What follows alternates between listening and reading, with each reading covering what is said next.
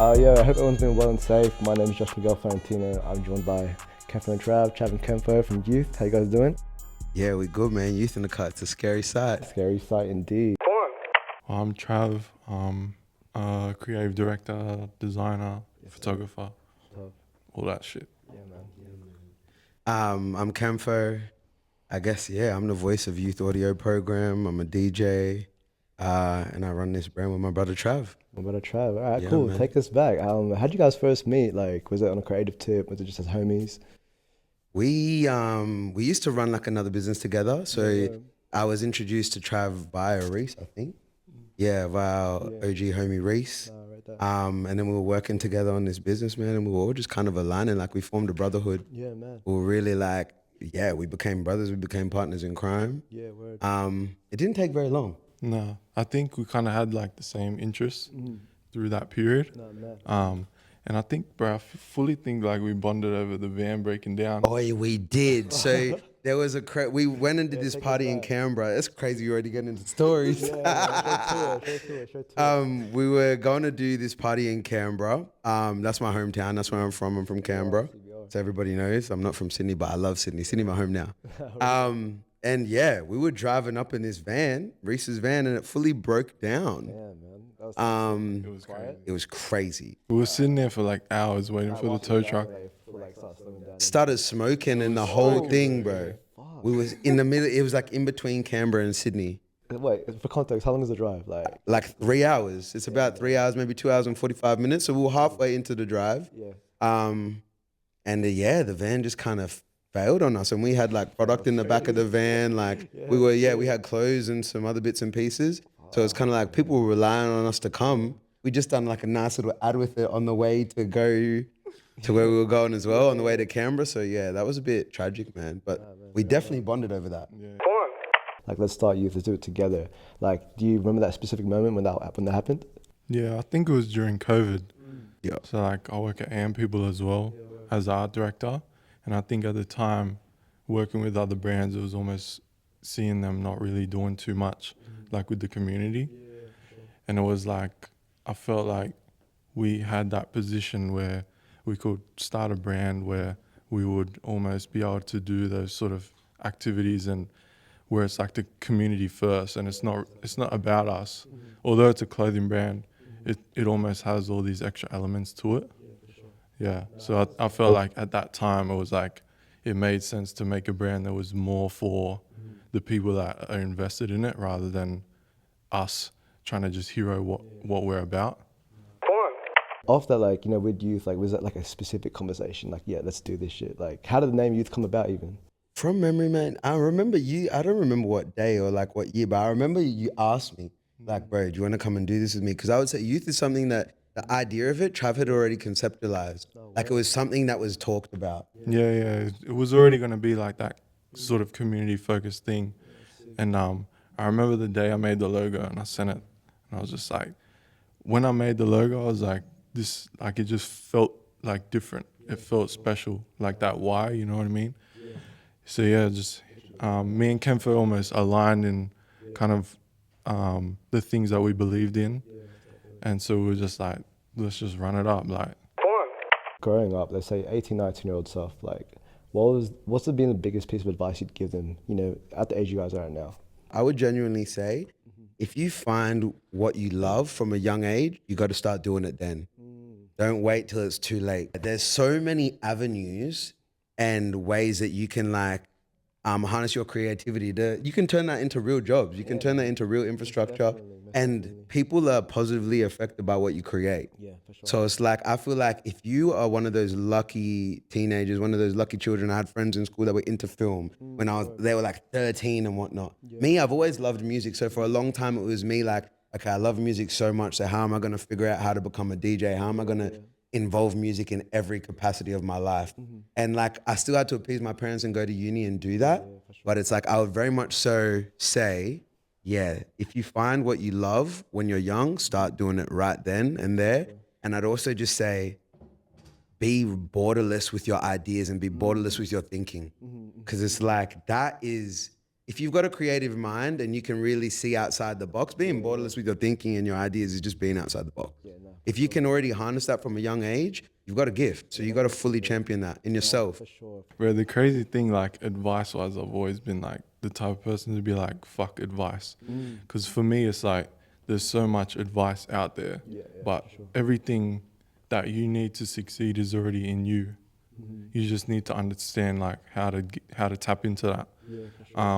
But I think if I was to speak to my younger self, I would probably just say to keep going. I remember I would always like wish for like clients. When I was like 18, like 16 to like 18, bro, I'd just be doing like random design stuff just for the love of it. And I would always just wish like I had like an outlet. Like I didn't have a brand or anything. Like I never really had the bravery to kind of like do that at that age. So it would just be like,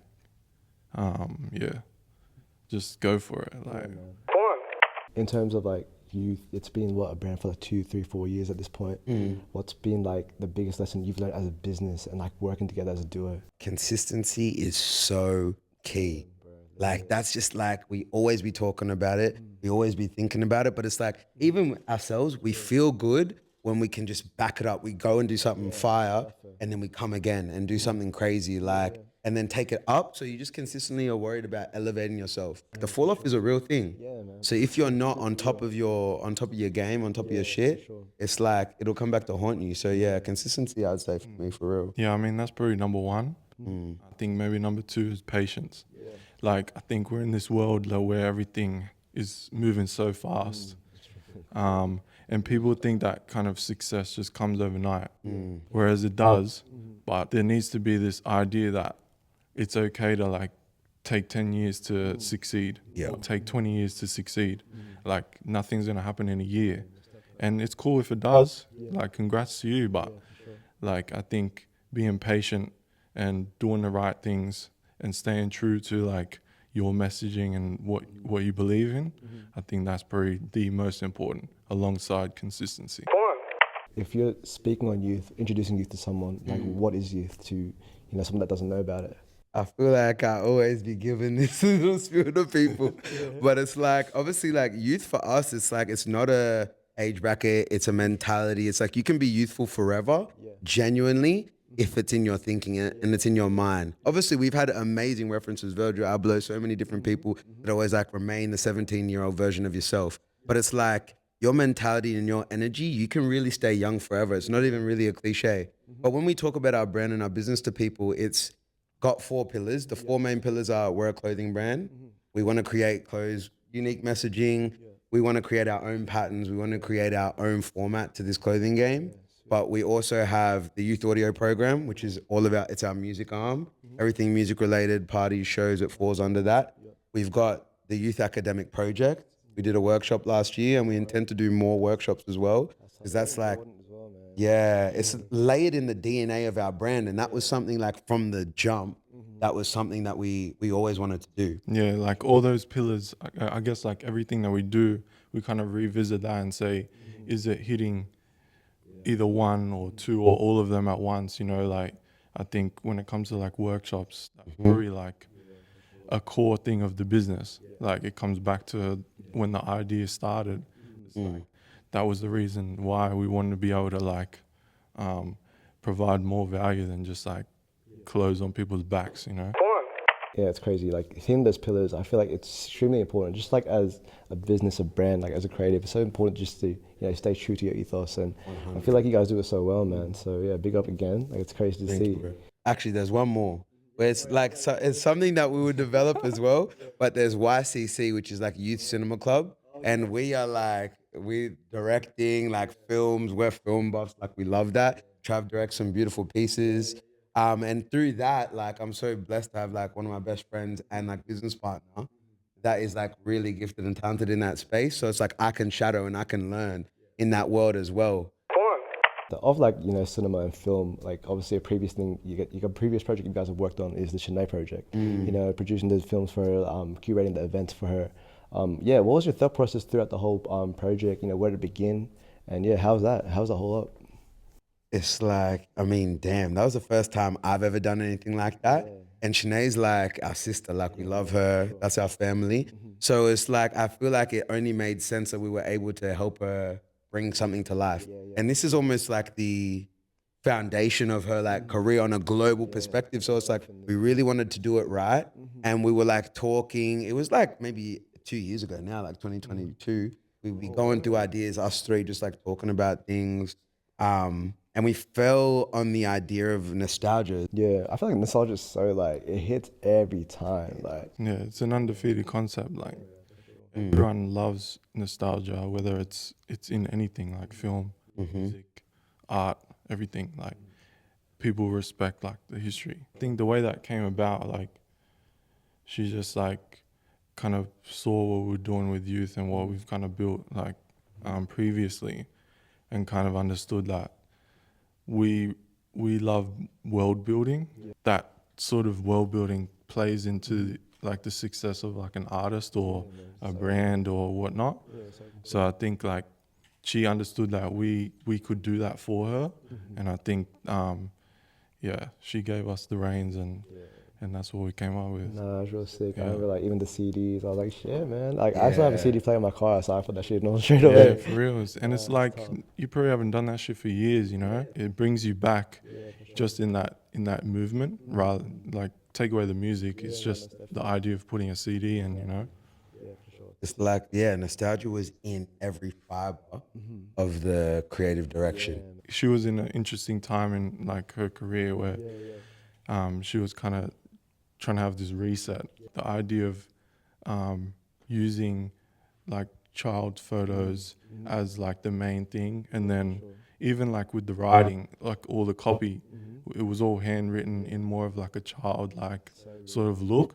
So it was like we're almost, it's her as like an infant stage of her career, and then as it will progress, you'll be able to see that sort of growth with the other projects. Like when I seen Trav do the handwriting, I was like, oh damn! Like it's really you're the youngest version of yourself. Because even the thought of a crayon, that's some of the first drawing tools we ever pick up. And it's just like the first song on the intro was her uncle talking to her as a young person about how much light she brought to the world and how her music is affecting people and whatnot. And it was just like an instant, it's like a good omen to welcome the project, you know? Yeah, most definitely. Nah, big up to yo. That was insane. And big up man. Shanae too. Big up That was Shanae fire. too. Crazy. It's been real cool to see, you know, her rebrand, like the literal reset. So nah, big up to everyone on that project. It's insane. To the extent of the nostalgia, like let's bring it way back. Like young Kenfo, young Trav, like what kind of inspired you even from the first place? Anything that tapped into you as a kid that, you know, got you into this creative realm? I mean, bro, like when I was young, I was into graffiti. Like that was, I guess, like the first point of contact with like art. It was like, that was almost like rebelling against whatever the hell I was going through when I was that age, you know? I don't even know. I think I was introduced to like Photoshop and shit, like, and it was like CS3 or some shit. Like Photoshop didn't even, like, it was the first ever thing then. I didn't even know how to use it. That mixtape era, I was like making these fake like mixtape covers in that sort of style, like Kanye and shit like that. And then I would like hit people on like Twitter, just be like, oh, like I'm trying to design, like I want to make a cover for you. Yeah. Actually, you know what? I have a crazy story. You know, the Rangers, the Jerk Crew. Fire. Yeah. If you remember like the actual members' names, but there was a member called Spotlight. So I hit him on Twitter, and he had left the group, and he started being a rapper on his ones. And I was like, yo, I'm trying to, like, I'm a designer, I'm trying to do covers, and that was my first cover. Crazy. That's fire. Hilarious. Damn. I'm pretty sure it was dead, but Your first client, first project, like seeing that live, like what was that feeling? it was great. Like, I didn't even really see it like that. I don't know, like, I can't really remember what the feeling was like. But, like, even, like, with Blessed, I would hear him on Facebook. I think he had a song, like, Party of the Year out at that time. I fully remember that song. Fire. I was hitting him up around then. I think I did, like, a cover. He did a song with Just Malboy at the time. And, like, yeah. I think they got removed from from DSPs. I guess as a kid, man, it was like, I'm surprised I didn't become a musician, or even like, I used to play instruments when I was young. Don't really do them now, but I feel like I kind of made DJing like as an experience, and like the CDJs themselves, I feel like I made them my instrument.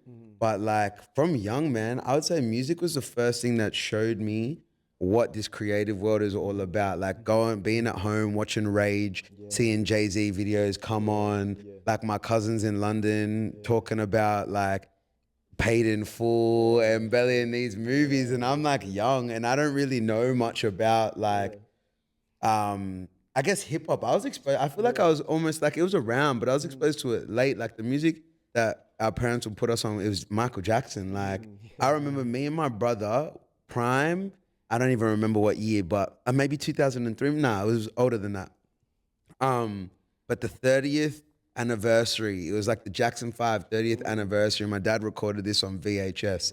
And me and my brother would play that. I remember Usher came out and they were doing all the dances. And me and my brother would just like go crazy and do these dances and like try and be the Jackson 5, try and moonwalk and do the whole thing, bro. We burnt that that VHS tape out, bro. So that was kind of like Michael Jackson and like Prince and like Fela Kuti. They were like some of the earliest like musical references. My dad's Ghanaian and like Fela Kuti is like Nigerian. So it's it's that ecosystem of sound, high life and that kind of music. But I guess from a young age, it's like I loved music so much, but I never really took too strong to an instrument because I'd learn it in church.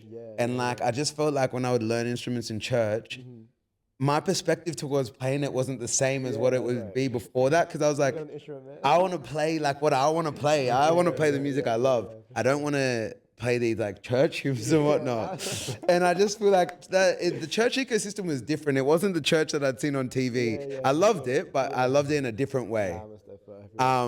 But yeah, so I guess I got to a certain stage where I was like, damn, I love making playlists and whatnot. How am I going to turn this into like a real thing? And it's like, I love dancing and making people dance. It was like such a core feeling. So like DJing, I feel like I transgressed that pretty naturally. I taught myself with my friend.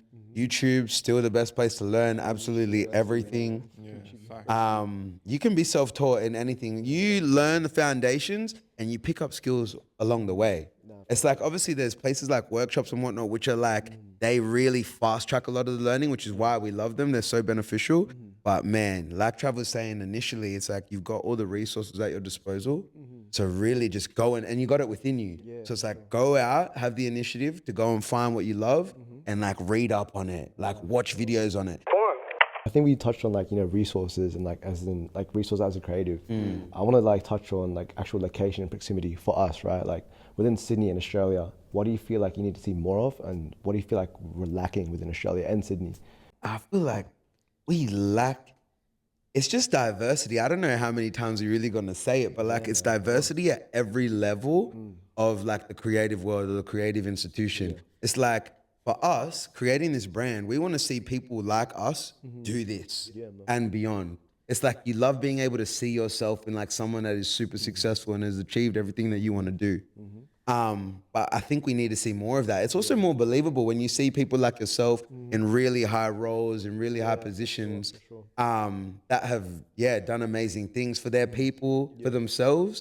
And I feel like Australia, I guess we say it's a young country, it's got young infrastructure, but I don't know how much longer we can be saying that. Because I'm first generation African Australian. A lot of us are first generation. So we're going to probably have to be those individuals for this nation, Whereas in UK and America, they've had a few generations, like the path has been laid a little bit. For sure. So it's like, I guess we're going to have to be the ones to lay the path. But yeah, definitely diversity at every level for me, for sure. For sure. Happy yourself, Trav. That's so valid, for sure. There just needs to be more like backing of what's here. Like I think that people have this feeling like they're gonna lose their spot. This like invisible spot, like that if someone else is successful, you're not gonna be successful. Crabs in a bucket. There's enough people in Australia for multiple people to be successful.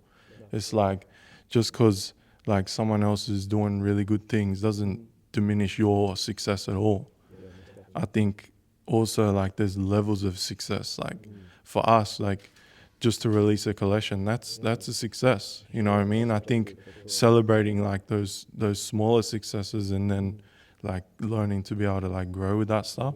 But yeah, I think the biggest thing is just like support from like your own country, or like your own city or your own area. You can only go so far on your own. You know, you need everyone around you. Yeah, for sure. I think that's definitely a lesson I learned, just personally and in general. Like, it's all about grassroots, you know, it's about like, the people around you. So I think really fostering in that and like making most of it, it's so important. Touches on to my next question, actually, like within Australia, within the scene, quote unquote scene, is there any creatives that you guys fuck with and like you guys have worked with and enjoyed that? Shout out All Studio. 100, Matt 277 there, Aaron Ball. Yeah. For real. Shout out my twin. Yeah, for real. They're making really cool shit. Like I think Matt and Aaron, they have like a very high taste level, and I think what they're doing is great. Shout out our family, Rara, Riche. Yeah, man, it's always on us in some capacity. But it comes back to the support, like what you got here, because the concept of hometown glory is a real thing. It's like you need to make sure you are elevated in your own backyard before the rest of the world is even going to respect what we're building. For sure. Like if we're looking at America and we're looking at London, look at what they do. They support their own. Exactly. Like they're not here looking at Australia trying to be like Australia. You know what I mean? They're really riding for their cities. Like everyone's backing Cash Cobain in New York. And like those sort of artists, they blow because of the cities behind them. Yeah. You know? Yeah. So I think we lack that here. Yeah, it's definitely like something I feel like Sydney's definitely getting familiar with, like the whole backing up community. Because I don't know, me personally, I felt like maybe we're in 2024 now, let's say 2018, 2017.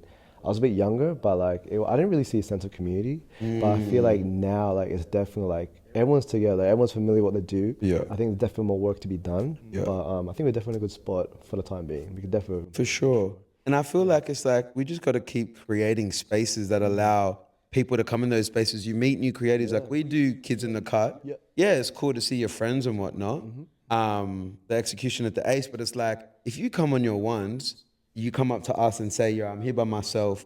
I really just came because I wanted to meet some new people. Best believe I'm going to try and introduce you to 5-10 people in the room. It's like, you tell me you're an aspiring photographer, I'm going to introduce you to Trav. I'm going to introduce you to like Leo. I'm going to introduce you to anyone in our ecosystem that can potentially give you game on that. You're into music, our whole community and friendship group is full of musicians.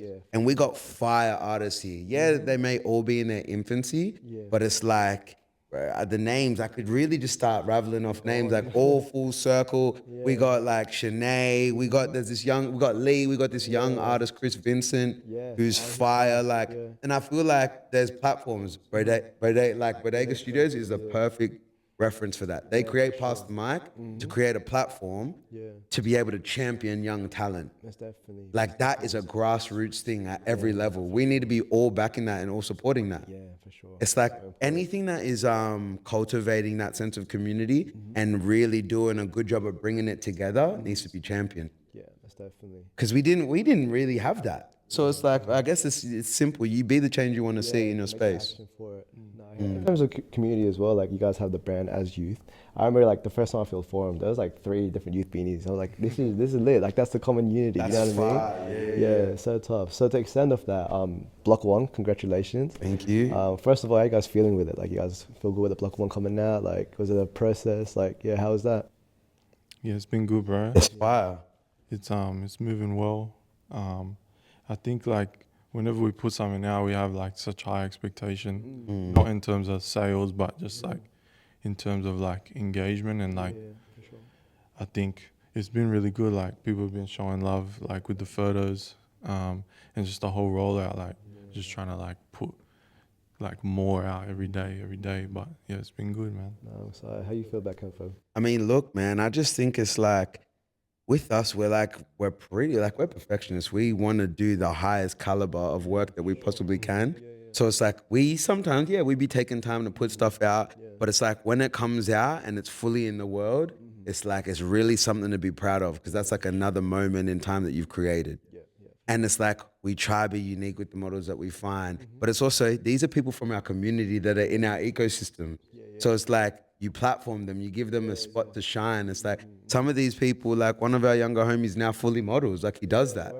And it's like amazing. So it's like shout out Questy, but it's like we can, they're not even to get on all the shout outs and shit. But it's like, it's low key fire just to be able to put people from your community in the sphere of what you're doing and in the realm. But yeah, Winter Block 1, man, we got Winter Block 2 coming. Like, I don't even want to be on no shameless plug, but if you fuck with youth and you fuck with what we're doing, yeah, show love and go and cop some shit. Like, you'll find it online. If you want to talk to us about it, come and talk to us about it. But it's like, it feels good, man, to put something in the world that people genuinely align with. Yeah, for sure. Like, they feel it. And I feel like a lot of the shit that we do is so feeling based.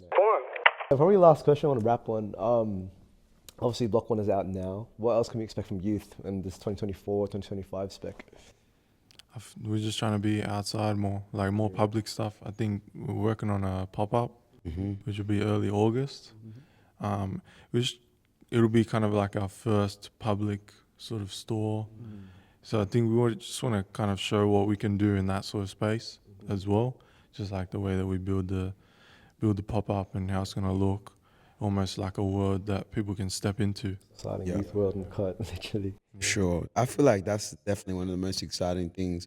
And I mean, there's always like ad hoc things that come up towards the end of the year as well. So there could be some really cool moments on the back half, which we will bring to life. And that's what we try and do every single time, man. Like create a moment out of everything. Yeah, I mean, we definitely be working on like them last minute, 24 hours. We be flipping them things like burgers.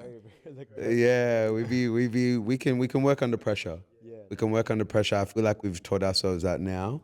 Diamonds and the day. Yeah, it really does. It really does. It makes some diamonds, man. And we got a couple. We got some jerseys in the rafters. Like we started this shit, Youth in the Cut. It's a scary sight. Yep. Big up our brother Josh Florentino Miguel. Like, man, this is Forum.